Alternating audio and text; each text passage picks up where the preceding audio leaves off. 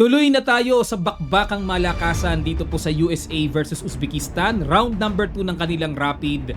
Wesley So na palaban kay Vokidov at Nakamura versus World Championship Challenger Sindarov.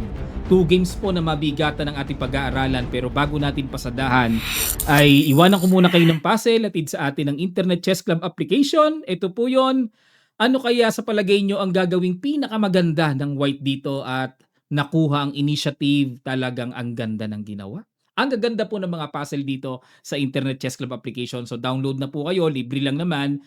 Type nyo lang sa Play Store at App Store, lalabas na po ang logo, ito logo niyan, at i-download nyo na para makapag-training na kayo pang puzzle-puzzle. Malaking bagay kasi ang may puzzle training pang palakas ng analysis.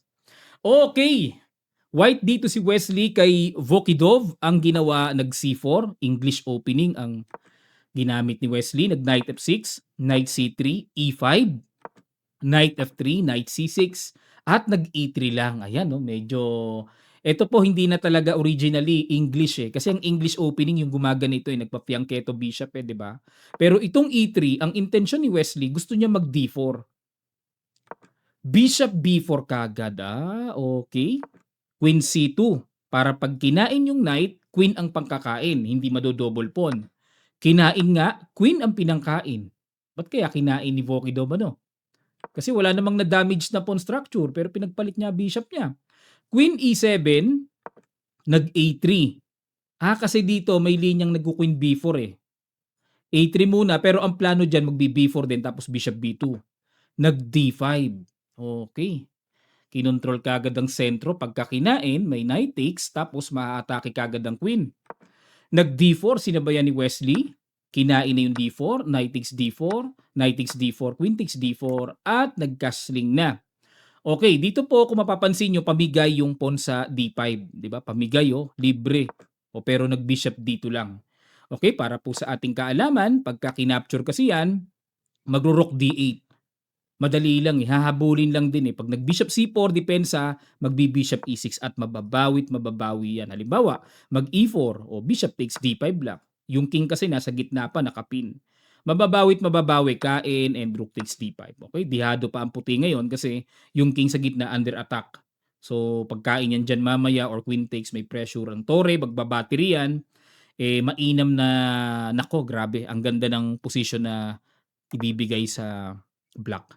Kaya ginawa ni Wesley, nag-develop na lang, at hindi lang basta develop, may balak si Wesley na magbi-bishop B4 para ayun tuhugin ng queen, makalamang ng exchange. Pero nag-rook D8 umilag, suporta sa pawn, bishop B4, queen E8, at nag-bishop E2 lang. Relax lang si Wesley. Kung kakain naman dyan, anytime queen takes. Kinain nga, may atake sa queen, queen takes C4, may atake sa pawn C7, at nag-knight D5. Pang-depensa na, may atake pa sa bishop, bumaba. Okay, para ma-preserve muna yung pagka-bishop pair. Nag-queen E5, ayun, may atake sa pawn B2, rook D1, yan ang malalim. Yan, diyan ako natutuwa mga kamatyas Pakain yung pawn sa B2, pinapakain ni Wesley Nag-rook D1 lang. Bishop F5, hindi naman kinagat ni Vokidov. Bakit? Kasi kung kakainin ito, queen takes B2, magbi-bishop C1. Okay, kitang-kita pala, no? Oo nga. Kasi akala ko may check din kain, hindi pala. Kasi nakapin nga pala yung tore. Kakainin na yung knight, next move. Halimbawa, mag-queen E5 para sa patan ng depensa, hahabulin lang din ng F4 Oo. Pag nag-queen to F5, may E4. Wala, lagas-lagas. Laglag talaga yung knight, nakapin kasi yung tore. Okay po. Kaya dito ang ginawa, nag-bishop F5 lang, pamigil na rin sa paparating na E4. So napakaganda ng development ni Vokidov. Nag-queen B3, ayun. Dinipensahan naman na ni Wesley para di makain, hindi bumagsak yung pawn sa B2. At nag-bishop E6, okay, inilang muna, threat muna. Grabe. Oo nga, no? Pinakain nga ni Vokidov, pero sadya yun sigurado sadya ni Vokidov yan kasi meron siyang rook B8. Kain ulit, grabe, nanginain si Wesley. Hindi ba siya madelikado dito? Kasi, syempre, lumabas yung tore, takes, castling. Okay. Kung magbibilangan tayo ng pawns, mga kamatsas, lamang ng isang pawn si Wesley. Rook A8, yun nga lang, may habol no? Queen C5, queen takes. Kinain-kain. Okay. Pinasok na lang talaga ni Wesley yung ganito. E4, bishop pair kasi. Tapos may weak C7. Knight F6, bishop B4 o di obligado, tapatan. Rook A8 balik para may depensa yung tore. At kinain-kain F3 para ma-solid lang yung E4. At dito po, sa nakita or natanaw ni Wesley, ang realization nito, yung rook ilalagay niya sa C1 para iyon ang tatargetin niya, yung weak C7.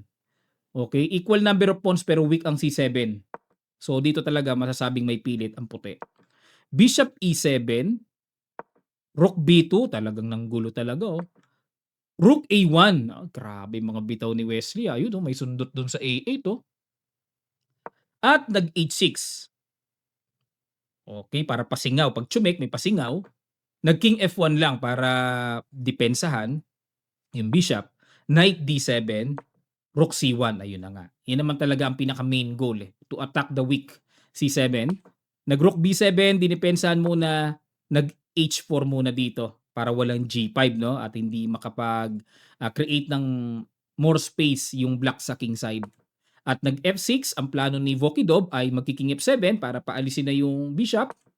Rook C6, atake lang sa bishop. Ay, oo. Grabe, templado mga tira ni Wesley. Gaganda Threat Nag-bishop F7. Kasi inisip ko King F7. Kaso pag nag-King F7, may ganon. Solid na solid, makukuha yung pawn C7. Oo. Balik tayo. Bishop F7. Bishop D8. Ayun, laglag. Ang pawn sa C7. Knight E5. Rook C2. Grabe. Teka muna. Bakit? Kung kakainin ito, may rook B8 lang daw. Okay? Pag bishop E7, rook B1 check dito, and then rook B2. Kumbaga may mga gulo-gulong ganyan, ano? May mga gulo-gulo na lamang nga ng isang pawn ng puti pero medyo mahirap. Kaya ginawa ni Wesley, nag-rook C2 muna siya na ayaw niyang ibigay yung second rank and then mamaya na niya kukuhanin yung pawn sa C7. Nag C6, F4, ayun, atake sa knight. Knight G6, threat ang F4, ang H4, G3 lang, okay? Para suportado. So threat pa rin yung pawn sa C6. Nag-rook B4, okay, kung counter attack si Vokidov. H5, inatake muna ang knight, atras. At nakipagsabayan na. Teka muna, kain to Binigay lang din. Rook C8. Ang lalalim Kasi kung ako mga kamatyas, di ko naabot yung mga ganitong paislog-islog na mga tirada Rook C8, siguro natatanaw dito ni Wesley na yung knight sa F8 ay mape-pressure niya pero medyo malayo-layo pa Teka muna, bakit isinabay ni Vokidov ng exchange? Para makuha yon. Teka muna, bakit? Ang plano kasi, mga kamatyas, Bishop B6 then Bishop C5. Pero may Rook E8 naman. Di rin Hindi naman kailangan ibigay Binigay talaga. Kasi may tira may option naman na Bishop E6 pwede ring option Bishop E6 tapos King F7. Kinain. Naghangad si Vokidov dito sa H5. Kumbaga parang okay, 3 versus 2. King E3, Bishop G4, Rook A8. Yun nga lang, tore pa rin yan. Mali decision. Namali si Vokidov. Pero yung evaluation bar, tingnan nyo po. Halos sumasang-ayon naman ng engine sa ginawa ni Vokidov. King F7, pero mahirap i-handle practically. King E4, Knight E6, Bishop B6, H5, Bishop E3. Okay, di maka F5 check, lalapit lang yung king King G6, Rook A5. Ayan na. Nako, eto na. Ang lakas ng threat Nag King H6, pag chumek may ganun. Okay, Rook B5 muna, waiting. Bishop H3, susundot ng check dito. Waiting lang. Kapag chumek dito, gaganon lang. So may check lang din doon Baka dito babalik, Bishop D2, Bishop H3, Bishop C1, grabe mga tempohan King D3, Bishop check ulit, King E3 gumanon. Check ulit. King E3, Bishop H3. Grabe mga tempohan dito, parang ang hirap pa rin pasensya na po kayo, pinapawisan ako, pinatay ko yung aircon, gawa ng yung sa gout ko nananakit pagka malamig. Hindi pa rin ako makalakad. Maga pa rin ang tuhod pero Gagaling din yan. Nag F5, okay, inatake na po yung knight. Knight G5, bishop, king D4, okay. Naka-pin ang knight. Hirap ng gapangan na 'to, bishop G4, bishop F4, bishop H3, parang walang magawa puti 'no? Bishop F4, bishop H3, rook D5, bishop G4, oo nga 'no, paano pipilitin 'to? Ayun, baka gusto ni Wesley papagapangin yung king doon? Gini6 na. Iyon lang, iyon lang, yun lang. Grabe, grabe namang evaluation bar yan 'no? Blunderacious ang pawn G6. Dapat pala dapat pala ang tira gano'n-gano'n lang, tama na nga yung ginagawa ni Vokidov, eh. Tapos king-king lang, oo nga 'no? Nag G6, ayun nakita ni Wesley na tumbukan niya ang perfect move, rook D6, yun lang pala inaabangan ni Wesley ano. Tapos threat ang pawn F6, king G7 dinipensahan at dito po kinain. Okay, pagkakain, napaabot ng kamay dito si Vokidov, nag-resign. Okay, bakit po nag-resign? Kasi pag kinain yan, may rook takes G6 check at kapag nag-king F7, magki-king D6 muna.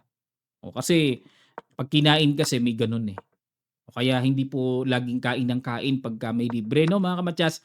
Ano muna, kumbaga dito muna, pagka kinain ito, rook takes, pagka gumanon, king E5, ayun, on time na dapat eh. Pero medyo matagal-tagal pa rin to. May proseso pa rin to pero winning ito mga kamatyas, winning ito. So, pero matagal pa yan. O, pero alam na nila yan kaya nire-resign na eh. Okay, ang ganda ng laban ano? Ganda. Ito naman, matinding bakbakan ito. World Championship Challenger, Sindarov versus Nakamura. Sunod gagad natin. Maraming humanga sa bakbakang ito. Sindarov Nakamura. Ang daming humanga dito. Tingnan nyo, ang ganda raw ng laban. E4, E5, Knight F3, Knight F6. Okay, tinira ni Naka yung tinatawag na Petrov defense. D4. Okay, Scotch system naman yung ginamit. No? Pero ang main line talaga niyan yung kinakain yung pawn E5 eh. Knight takes E4, bishop D3 muna, atake muna sa knight, D5 dinipensahan, knight takes E5. Okay, tapos magkakasling na yan, knight D7, hamon sa knight, okay, kinain, kain, kasling, bishop D6. Okay, so may pressure, knight C3, hinamon ni Sindarov ang knight at kinain, kain, nagkasling lang din, at nag-queen H5. Ayan, okay, threatening matchas, at may threatening kain sa pawn D5, F5 ang solution dyan para makover ang threat and makover din na wag makain yung pawn sa D5. Nag-rook B1 muna, okay? Tiniret ang pawn sa B7, nag-B6, rook E1, okay? So latag po ng tamang pwestuhan ng mga tore, nag-C6 para makasigurado si Naka na yung pawn sa D5 ay hindi babagsak. Nag-C4, ayan. So time naman para kumbaga i-liquidate na yung pagka-double pawn niya hangga't maaga pa ma-exchange na niya. Kinain, kain, checking H8 at nag-bishop G5, grabe no. Dito po ay kapansin-pansin kagad na tuloy-tuloy ang atake dito ni Sindarov. Queen C7 umilag at nag-bishop F7. What a strong move by Sindarov. Kasi ang plano niya ay magbi-bishop G6 to attack the H7. May threatening matchas kagad. At the same time, itong bishop F7 ay pumipigil sa paparating na rook E8. You know, walang pang neutralize si Naka sa E file eh. At nag-bishop takes. Okay, tumaktik ka. Oo nga naman. Pagka kinain-kain, exchange, may beaten sa bishop F7. Pero king H1 lang. Another good move by Sindarov. Relax lang. Bishop G6 pa rin ang threat. Nag-bishop F4. Okay. Hamon sa bishop. Rook E7. Nako, ito na. Ito na po yung ito na yung sinasabi kong mga boundary namin, no, sa strength nila. You know, hindi ko na alam hindi ko na kayang itira tong mga gantong follow up. Ang iniisip ko lang dito kung sa level ko lang mga kamatyas, ito lang eh. Kaso pag nag H6, anong kasunod? Eh wala namang sacrifice dahil may bishop.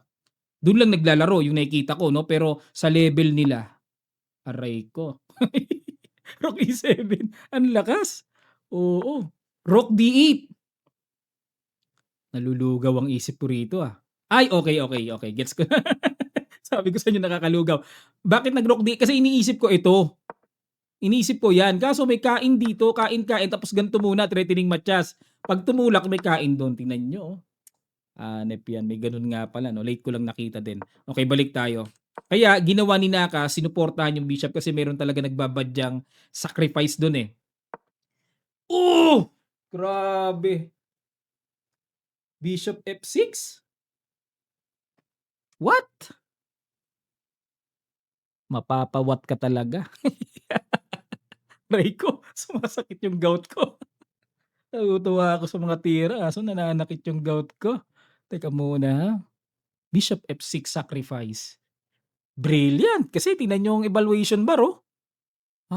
Nip, brilliant move yan. Excellent! Nag-queen D6 na lang dito si Naka. Teka lang ha. Yung oras nila parang nag-error ano. Gusto ko sana makita ilang oras to ginamit ni Naka bago niya maitira yung queen d6 eh. Isa-isahin natin ano para po maliwanag no. Bishop f6 sacrifice. Pag kinain po yung sacrifice na yan, may bishop to g8. Game over. Game over na kagad. Bakit dito? Threatening matchas. At kung gumanito, may instant dire-diretso. Matchas talaga. Hanip Sindaro ba no? Mga kinakabahan na si Gukesh ngayong November. Ayan, may venue na ang World Championship sa Geneva, Switzerland. Ganda ron. Okay, Bishop, no? Halimbawa naman ang gawin ay, paano kung hindi, kasi nakita na natin, ano? Sige, diretso na tayo. Ginawa ni Naka, di niya kinain, nag-queen d6, tinirect niya ang bishop, bishop g6, threatening matchas, di ba? Obligado mag h6 naman. Oo nga pala. Ubos pa rin talaga. Bugbog si Naka. Boom! Grabe. Ay, naku talaga. Okay lang sumakit ang ko, gout ko. Ganda naman ang nakikita eh. Ang sarap oh. Bishop h7, ginulpi si Naka. Ang galing. Sana ganyan ang tinitira niya sa akin pagkalaban ko sa chess.com. Kaso ako binubugbog ni Naka eh. Kinain, okay. Actually nag-resign na po pag bishop h7. Pagka kinain kasi yan, ito po mangyayari. Bishop takes h6. Okay, wala na rin talaga. No? Pag nag-king g8, rook g7. Pag nag-king h8, bishop takes f4. King takes g7 and then bishop takes queen. So dito may tanong, mga kamatyas, baka mapatanong kayo, Coach, wala bang mate, bakit kinuwinless mo lang? Maaring mapagganon kayo, no? Wala eh. Yun lang talaga perfect eh. Wala eh. Pagka dito naman kumain, dito, talaga kukwinlissin lang talaga eh. May check dito mate, no? Wait lang, kung dito, rook h7, queenless lang talaga, hindi naman mate. Okay na yan. Okay na to. The best na to. So check. So other way of winning the game. Okay? Galing ano? Grabe talaga. Binugbog lang ni Sindarov si Nakamura. Di nakaporma, bugbog talaga. Galing. Nako, kinakabahan na si Gukesh. Ang lakas ng tactical vision tsaka mating attack ano. Yan, sana po natuto kayo, nag-enjoy kayo dito. Ang naging match score nila sa round 2, yung round 1 po nila 2.5 1.5 in favor of USA. Sa round 2 rapid 2-2. Yan, yung round 3. Okay, and then round 4. So yan po yung mga susunod natin mga videos para manamnam po natin yung kanilang naging match at masubaybayan natin at mapag-aralan natin. Hindi lang game ni Wesley, pili din tayo ng malakasang laban sa kanilang mga naging matches, no? Salamat po mga kamatyas. Pasensya na po, pinawisan talaga ako. Nakapatay yung aircon dahil hindi kaya ng lamig ng tuhod ko. Mabilog yung tuhod ko, yung left side, no? Yung queen side. Nasa queen side attack eh. Pero nag-medication na ako ngayon mga kamatya. Salamat po sa mga nag-comment ng inyong mga remedies at mga gamot na pinanggagamot sa ganito. Lahi kasi namin mula sa lolo ko, papa ko, mga kapatid ko, lahat meron kami. Kaya bawal kami makakain ng mga kalaban. Ubus talaga. Kumain ng kalaban ulit. Makulit eh. Na-atake tuloy.